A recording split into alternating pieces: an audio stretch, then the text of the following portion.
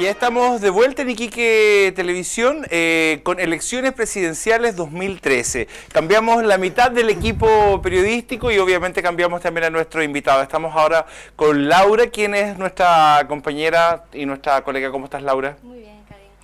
Bienvenida. Gracias. Laura, ¿qué te ha parecido el proceso?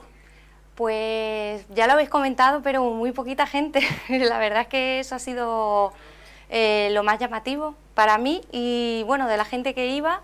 Yo he tocado un poquito el tema de las mujeres por el hecho de que haya dos candidatas a presidenta mujer y las mujeres votando dentro de lo poquito más que los hombres también. Ok.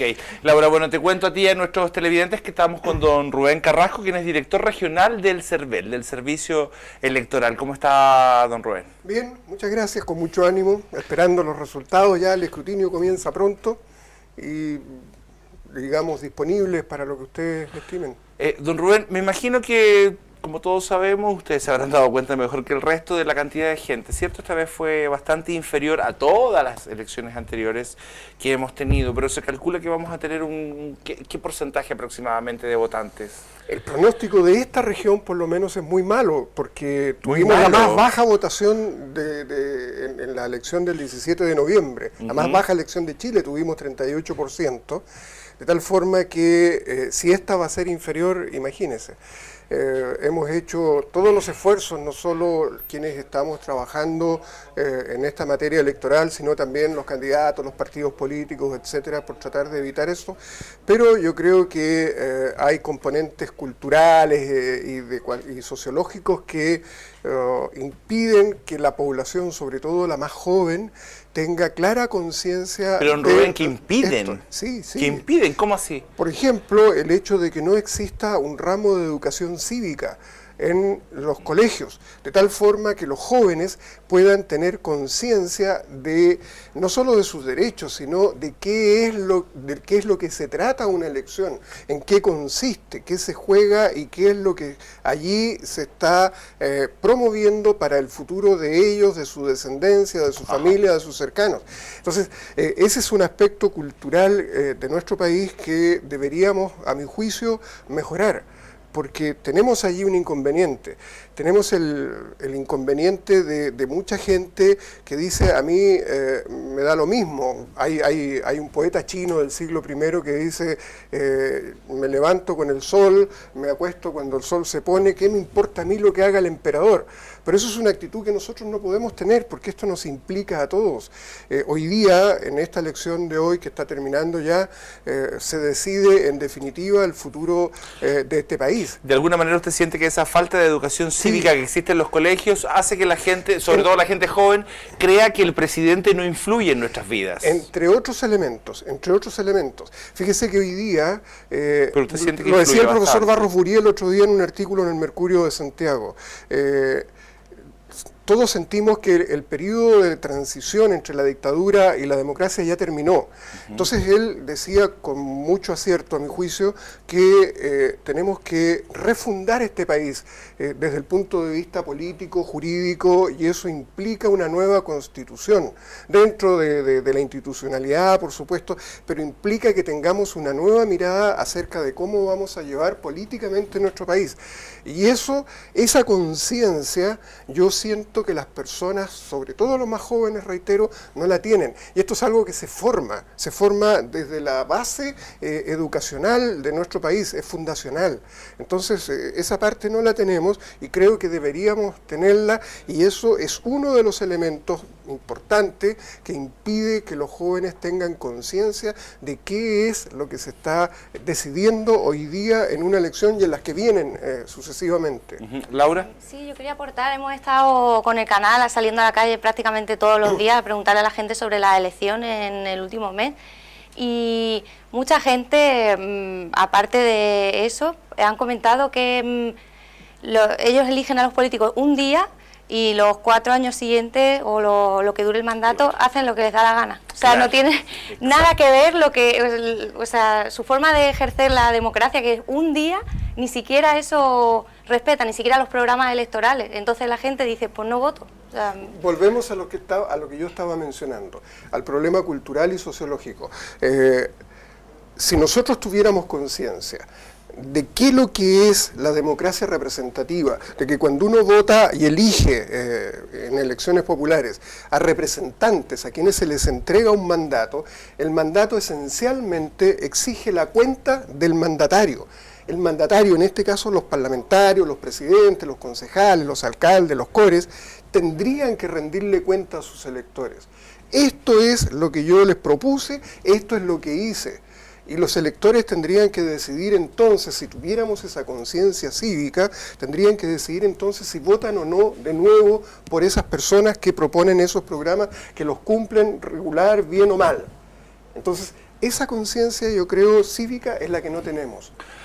Rubén, por otro lado, ¿a qué hora comenzamos ya a saber de manera Aterricemos oficial? en la elección. Claro, ahora ya hablemos un poco menos de la conciencia y de lo que está pasando en la actualidad. ¿A qué hora comenzamos a saber, a tener los primeros resultados? El sistema actual de entrega de cómputos a través de la página web eleccioncervel.cl entiende que en la medida en que se empiezan a transmitir los datos desde los distintos lugares de votación al centro de cómputos, inmediatamente se reflejan en la página web.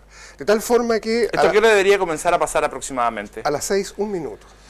Oh my God, son las 17:43 en este momento, o sea, en 17, 18 minutos deberíamos comenzar a tener los primeros resultados de estas elecciones. Sí, porque la elección por ley termina, la votación termina a las 18 horas, a menos que haya personas en la fila de la mesa respectiva que quieran votar.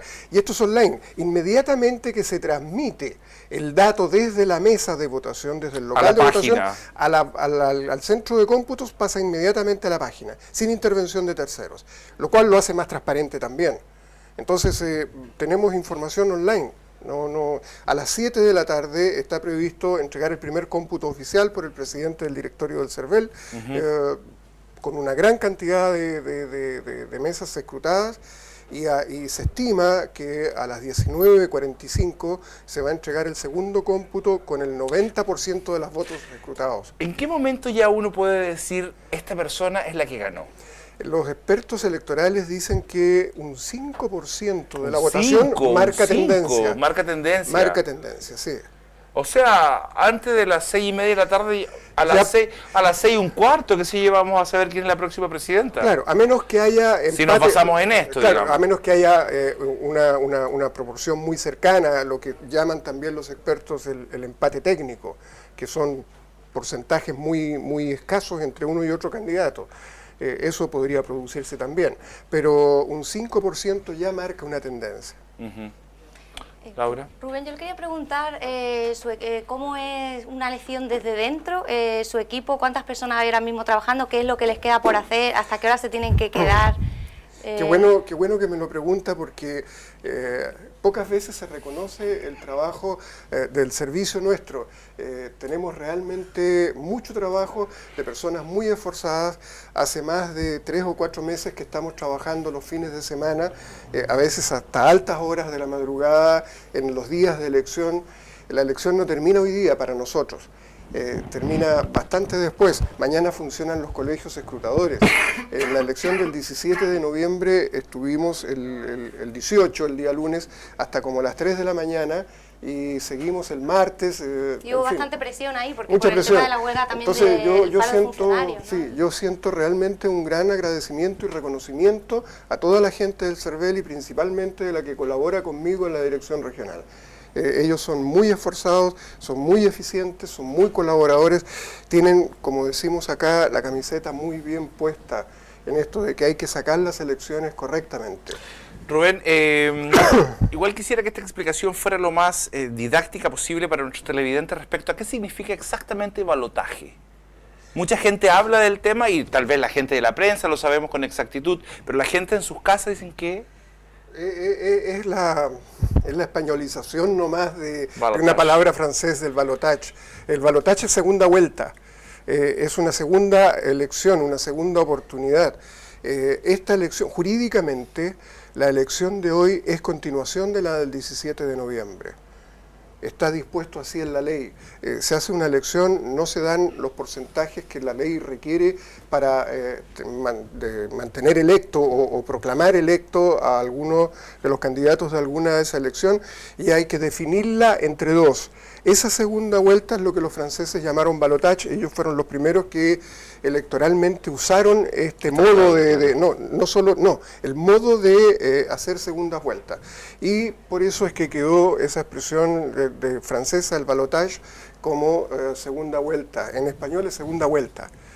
Es la repetición de segunda vuelta entre los dos. Sí, entre las dos más altas elecciones. Eso es. Ajá. Perfecto. No sé si en Tarapacá también se empezaron a constituir las mesas más tarde que hoy, como la otra vez y como siempre ocurre. Tenemos allí también un récord negativo, así como tenemos una alta abstención en esta región, también es más lenta la instalación de las mesas. Hoy día, a pesar de que la ley dice que hasta las 10 de la mañana se instalan las mesas, hoy día recién instalamos la última a las 10:25 de la mañana.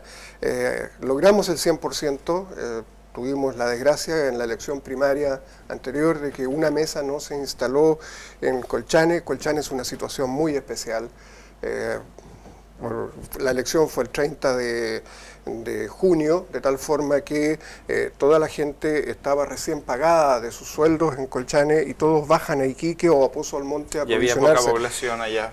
Votaron 90. ¿Y debían votar cuántos? 2.600. Oh, my God.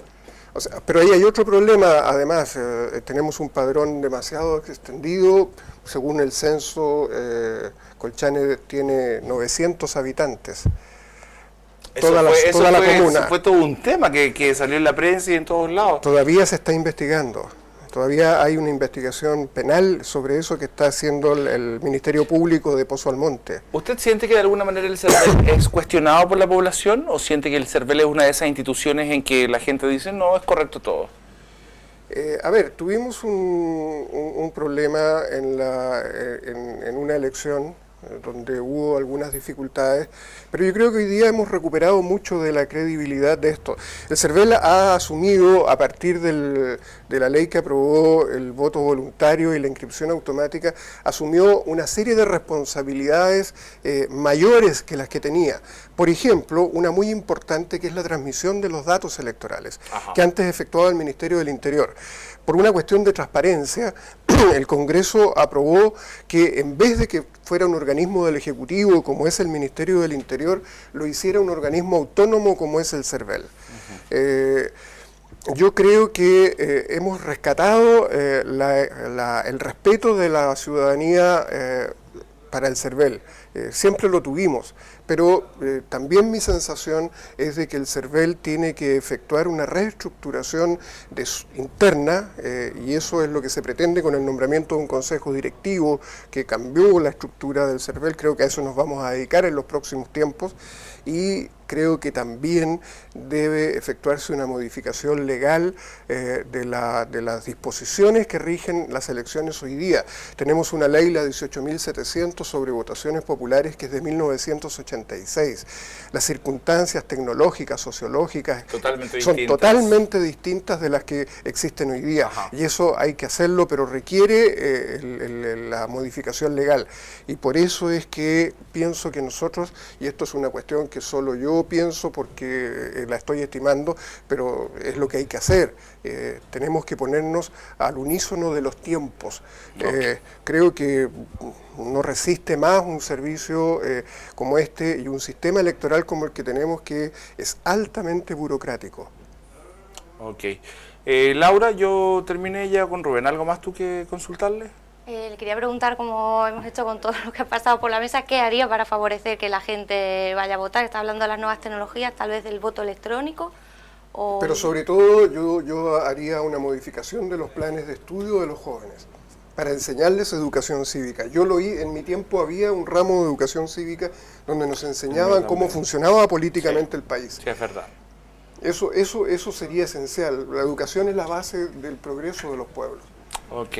Gracias, Rubén, por haber estado con nosotros. Muchas gracias a ustedes. Laura, te invito a que vamos a una pausa en elecciones presidenciales 2013 y volvemos de inmediato acá en Iquique Televisión.